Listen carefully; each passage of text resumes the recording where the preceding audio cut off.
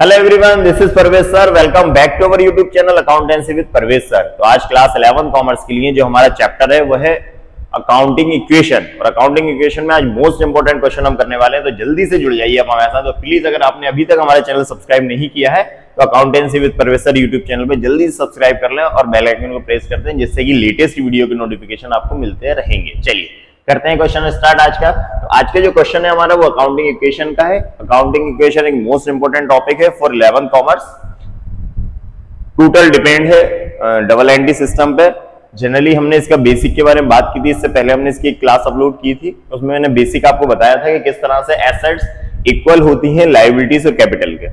तो यहां पर आपको सिर्फ ये करना है कि जो भी ट्रांजैक्शन होता है वो उसमें आपको ये देखना है कि एसेट्स और लायबिलिटी इक्वल हो रही है नहीं हो रही है। हर एक के बाद इक्वेशन बनाना है आपको। सबसे पहले तो हम क्वेश्चन को रीड कर लेते हैं कि अकाउंटिंग इक्वेशन के क्वेश्चन किस टाइप का होता है। चलिए, तो यहां लिखा हुआ है show the accounting equation on the basis of the following transaction. हमें अकाउंटिंग इक्वेशन करना है इन ट्रांजैक्शन के बेस पर। तो सबसे फर्स्ट में लिखा हुआ है started business with cash.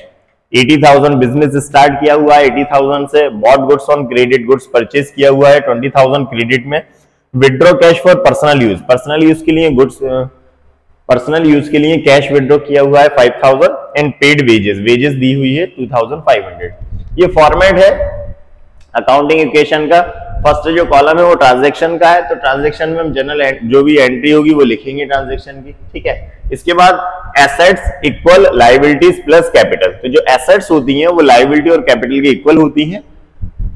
Assets में हमारे पास कैश है और स्टॉक है। अब ये जो कॉलम के नेम है ये कहां से आते हैं, तो ये कॉलम के नेम डिसाइड होते हैं क्वेश्चन से। तो आपको जब क्वेश्चन की एंट्री जो भी ट्रांजैक्शन हम पढ़ेंगे उसके अकॉर्डिंग आपको ये कॉलम के नेम बनाना है।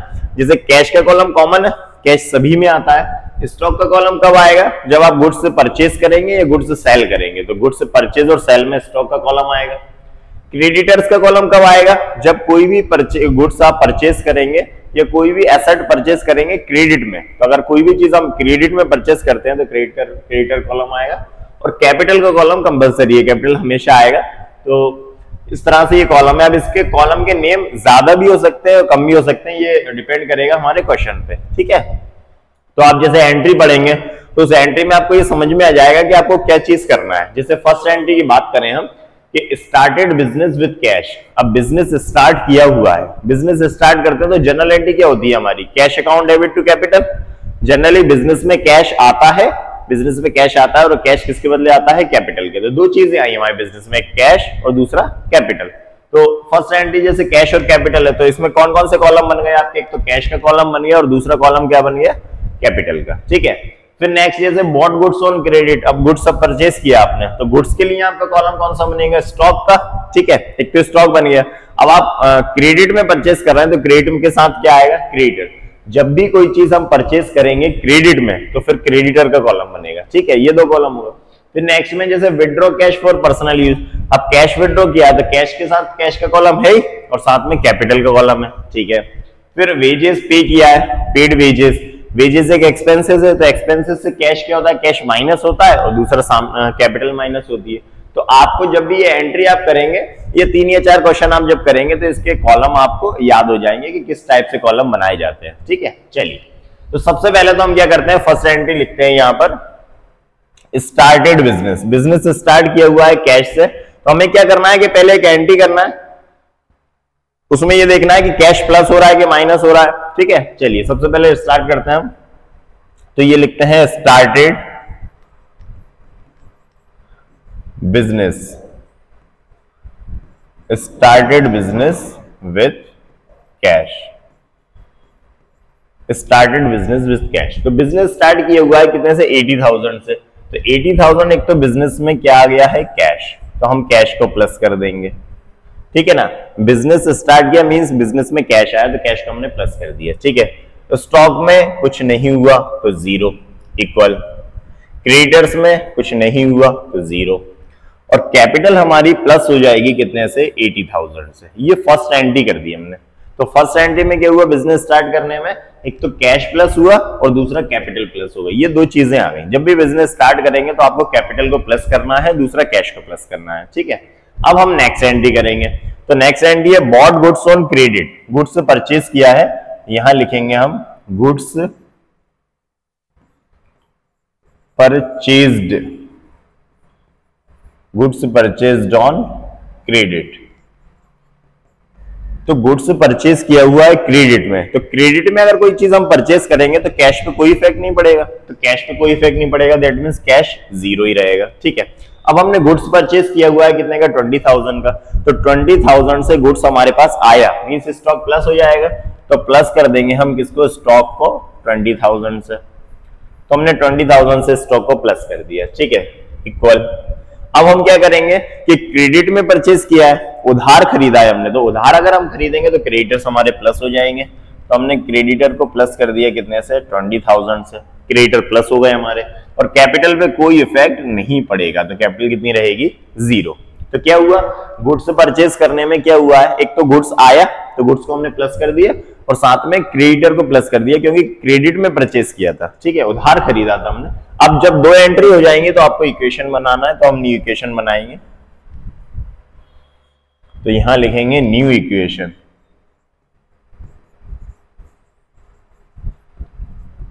न्यू इक्वेशन, तो न्यू इक्वेशन कैसे बनेगी, 80,000 यहां पर कैश आ जाएगा, ये 80,000 हो गया कैश, प्लस स्टॉक कितना रहेगा हमारा 20,000, ये 20,000 स्टॉक हो गया। ठीक है, क्रेडिटर्स कितने रहेंगे हमारे 20,000 क्रेडिटर्स हो गए, प्लस कैपिटल कितनी रहेगी हमारी 80,000, ये 80,000 कैपिटल हो गई। ठीक है, इस तरह से हमने फर्स्ट इक्वेशन बना दी। तो आपको क्या करना है, इक्वेशन बनाना है, फर्स्ट में दो एंट्री करेंगे, फिर इक्वेशन बनाएंगे, फिर हर एक एंट्री के बाद इक्वेशन बनेगी, जैसे हम नेक्स्ट एंट्री करेंगे फिर इक्वेशन, फिर नेक्स्ट एंट्री करेंगे फिर इक्वेशन बनेगी। इस तरह से आपको हर एक एंट्री के बाद न्यू इक्वेशन बनाते चलना है।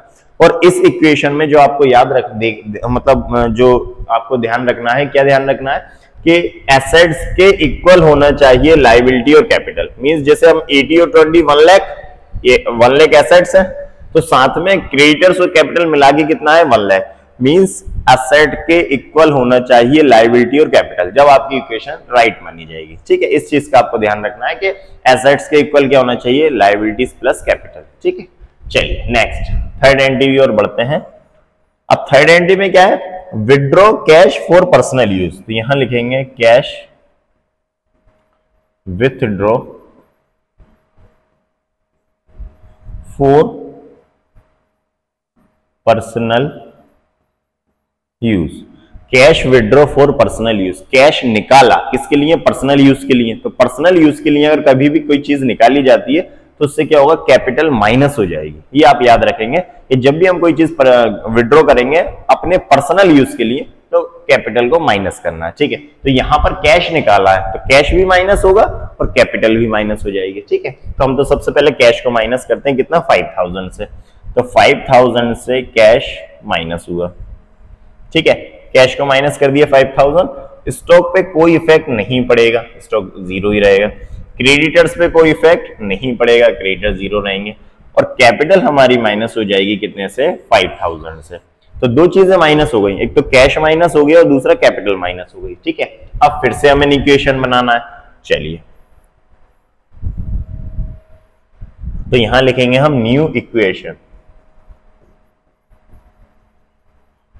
New equation. तो न्यू इक्वेशन कैसे होगी, 80,000 में से 5,000 माइनस किया, कितना आ गया 75,000, तो कैश कितना हुआ हमारा 75,000, प्लस स्टॉक 20,000 ही रहेगा, 20,000 में कोई इफेक्ट नहीं पड़ा यहाँ पर। ठीक है, फिर क्रेडिटर्स, तो क्रेडिटर्स 20,000 के ही रहेंगे, इस एंट्री से क्रेडिटर्स कम या ज्यादा नहीं हुए, प्लस कैपिटल, तो कैपिटल जो 80,000 था 5,000 विड्रॉ कर लिया, दैट मीन्स कैपिटल जो हमारी रहेगी वो कितनी रहेगी 75,000।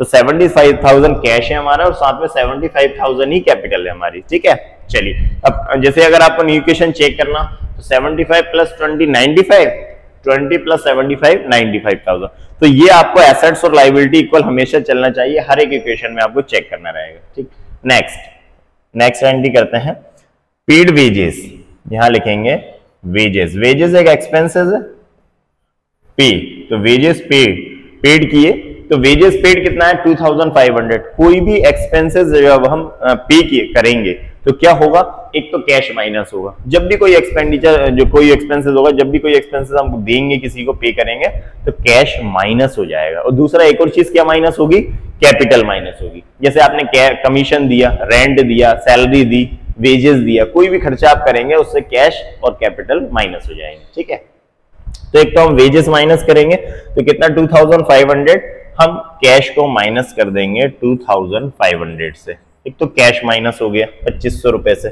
स्टॉक पे कोई इफेक्ट नहीं पड़ेगा तो स्टॉक एज इट इज रहेगा 0। ठीक है, क्रेडिटर पे कोई इफेक्ट नहीं पड़ा तो क्रेडिटर 0, और कैपिटल हमारी माइनस हो जाएगी कितने से 2500 से, तो 2500 रुपए से कैपिटल माइनस हो गई। ठीक है, अब न्यू इक्वेशन बनाएंगे। चलिए, तो यहां लिखेंगे हम न्यू इक्वेशन। न्यू इक्वेशन तो 75,000 में से 2500 माइनस करें, कितना जाएगा 72,500, 72,500। ठीक है, प्लस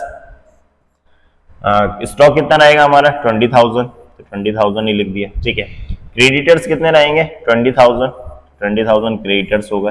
ठीक है, और कैपिटल कितनी हो जाएगी हमारी 75,000 में से 2,500 माइनस करेंगे तो 72,500, ये हमारी कैपिटल हो गई। इक्वेशन चेक कर लें हम, 72 प्लस 20 92,500 एसेट है, और 20 प्लस 72 92,500 एसेट्स, लायबिलिटीज कैपिटल है। ठीक है, इसको क्लोज कर दें।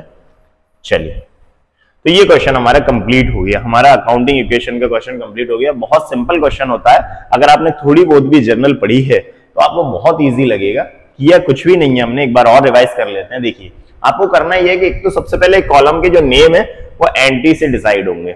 ठीक है, जैसे बिजनेस स्टार्ट किया, फर्स्ट एंट्री में हमने बिजनेस स्टार्ट किया, तो एक तो कैश आएगा, दूसरा कैपिटल आएगी, तो आप दो कॉलम बनाएंगे, कैश का कॉलम रहेगा और दूसरा कैपिटल का कॉलम रहेगा। ठीक है, फिर जैसे नेक्स्ट एंट्री में आपने गुड्स परचेस किए, अब हमने गुड्स परचेस किया क्रेडिट में, तो एक तो स्टॉक का कॉलम बन जाएगा, गुड्स परचेस करेंगे, दूसरा क्रेडिट में परचेस किया तो क्रेडिटर्स का कॉलम बन जाएगा। ठीक है, इसी तरह अगर जैसे हम गुड्स सेल करते हैं क्रेडिट में तो डेटर का कॉलम बन जाता है, एसेट्स में किसका कॉलम बन जाता है डेटर का आ जाता है अगर क्रेडिट में सेल करते हैं तो। ठीक है, नेक्स्ट एंट्री में जैसे हमने कैश विड्रॉ किया पर्सनल यूज, तो कैश विड्रॉ किया तो उसमें कैश तो है ही कॉलम और साथ में कैपिटल भी है, तो इसके लिए हमें नया कॉलम नहीं बनाना।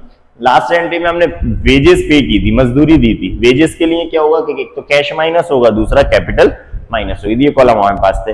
इस तरह से हमारे इस क्वेश्चन में 4 ही कॉलम बने। तो फर्स्ट एंट्री की हमने started business with cash, business start किया था कैश से, एक तो हमारे पास बिजनेस में कैश आया, स्टॉक 0, जो चीज पे इफेक्ट नहीं पड़ेगा वो 0 हो जाएगी, क्रेडिटर 0 है, कैपिटल कितने से प्लस हो गई 80,000 से, 80,000 से कैपिटल को प्लस कर दिया हमने। ठीक है, नेक्स्ट अब जैसे फर्स्ट एंट्री के लिए फिर उसके बाद न्यू इक्वेशन नहीं बनाना आपको, फर्स्ट एंट्री के बाद एक और एंट्री करेंगे, सेकंड एंट्री, इसके बाद न्यू इक्वेशन बनेगी। तो सेकंड एंट्री थी goods purchased on credit, goods purchase किया क्रेडिट में, तो गुड्स परचेज किया तो गुड्स आया उधार, तो कैश पे कोई इफेक्ट नहीं पड़ा क्योंकि कैश नहीं गया, 0 रहा। स्टॉक परचेज किया, गुड्स परचेज किया तो स्टॉक प्लस हो गया हमारा, कितना 20,000 से स्टॉक हमारा प्लस हो गया। ठीक है, क्रेडिटर प्लस हो गए क्योंकि हमने क्रेडिट में परचेज किया था इसलिए क्रेडिटर प्लस हो गए, कैपिटल पे कोई इफेक्ट नहीं पड़ा। ठीक, 2 एंट्री कर ले, इसके बाद आप न्यू इक्वेशन बनाए, तो 80 में 0 जोड़ा तो 80,000 ही था, ये 20,000 हो गया, 1 लाख होगा, फिर ये 20,000 और ये 80,000, ये भी 1 लाख हो गया, तो फर्स्ट हमारी न्यू इक्वेशन बन गई थी। ठीक है, ये 2 एंट्री कंप्लीट हुई। अब थर्ड एंट्री, तो थर्ड एंट्री थी withdraw cash for personal use, personal use के लिए हमने कैश को विड्रॉ किया, तो कैश को विड्रॉ किया तो एक तो कैश कम हो गया, कैश माइनस कर दिया हमने। ठीक है, स्टॉक पे कोई इफेक्ट नहीं पड़ा, क्रेडिटर पे कोई इफेक्ट नहीं पड़ा, 0 रहे, और कैपिटल हमारी माइनस हो गई 5,000 से। ठीक है ना, तो कैपिटल को हमने माइनस कर दिया। ठीक, फिर न्यू इक्वेशन हमने बनाई, तो 80,000 में से 5,000 माइनस किया तो कितना आ गया 75,000, प्लस 20,000 एज इट इज रहा स्टॉक, क्रेडिटर हमारे 20,000 के थे, और 80 में से 5,000 कैपिटल माइनस की तो कितना हो गया 75,000। ठीक है, फिर लास्ट एंट्री पेड वेजेस।